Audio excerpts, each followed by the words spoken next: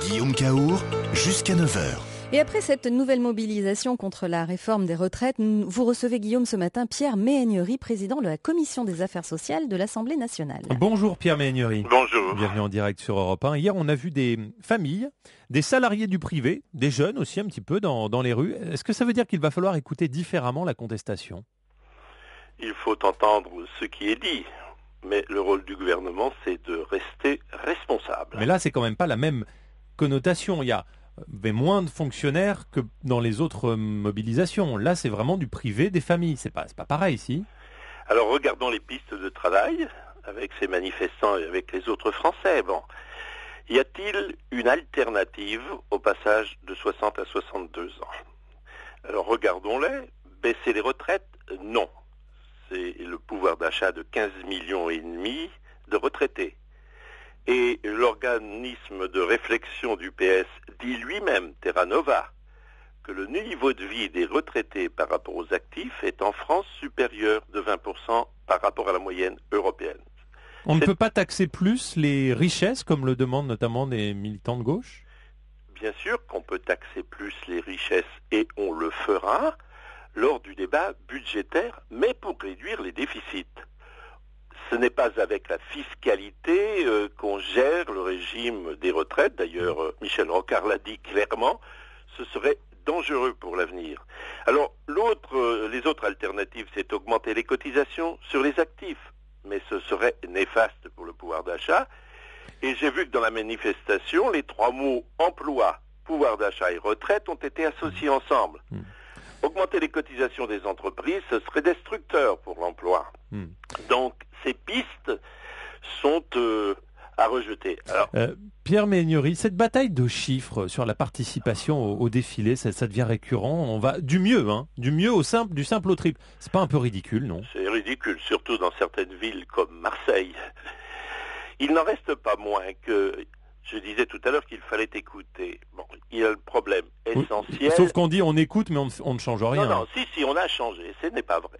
Par exemple, les 60-62 ans, beaucoup de personnes disent d'accord, mais pas pour les métiers pénibles. Or, à l'Assemblée nationale, lorsque M. Malice, l'homme qui s'occupe des retraites à la CFDT, disait avec les mesures 25 000 personnes pourront partir à 60 ans. Non, c'est pas ce chiffre. Avec les mesures qui ont été prises à l'Assemblée nationale, sur les 700 000 départs à la retraite chaque année, c'est 140 000 qui pourront partir à 60 ans ou avant. Mais justement, on a l'impression que là, le gouvernement a tout donné. On sait que les concessions sur la pénibilité ou alors pour les mères de famille vont par exemple soumettre l'UNEDIC, notamment à une plus grande contribution. Là, il n'y a plus de marge de manœuvre, si ? Bien sûr que si, il y a des marges de manœuvre. Regardez ce qui se passe par une politique économique très responsable en Allemagne. Ce mois-ci, 40 000 emplois supplémentaires ont été créés en Allemagne. Et donc, la croissance et le retour de la croissance peut nous conduire demain, avec des taux de chômage que nous espérons bien atteindre de 5 ou 6%, de transférer 1,5 point d'UNEDIC vers le financement des régimes vieillesse. C'est d'ailleurs ce que nous avions prévu en novembre 2007. Ouais. Pierre Alors, Méhaignerie... à ceux qui disent on peut trouver des sous ailleurs, je dis oui. Mais c'est pour financer les déficits lors du débat sur la loi de finances dans un mois. Pierre Méhaignerie, dans quelle mesure n'y a-t-il pas de l'anti-sarkozysme dans ces manifs, avec des gens qui ne sont pas forcément farouchement opposés à cette réforme, mais qui expriment un ras-le-bol global ? Oui, c'est vrai, mais on constate le même phénomène dans tous les pays. Regardez Obama aux États-Unis, Zapatero en Espagne. Vous ne pensez pas que Nicolas Sarkozy suscite plus de haine et de ressentiment ? Peut-être, mais il y a une part ici, à mon avis, totalement excessive. Parce que moi, je pose deux questions. Je dis ceci à tous ceux qui manifestent.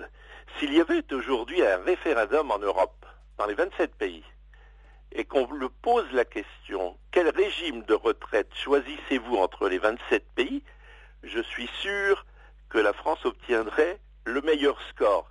Et deuxième observation, l'espérance de vie à la retraite restera, même après cette réforme, la plus longue en France. Pierre Méhaignerie, merci beaucoup, président de la Commission des affaires sociales de l'Assemblée nationale.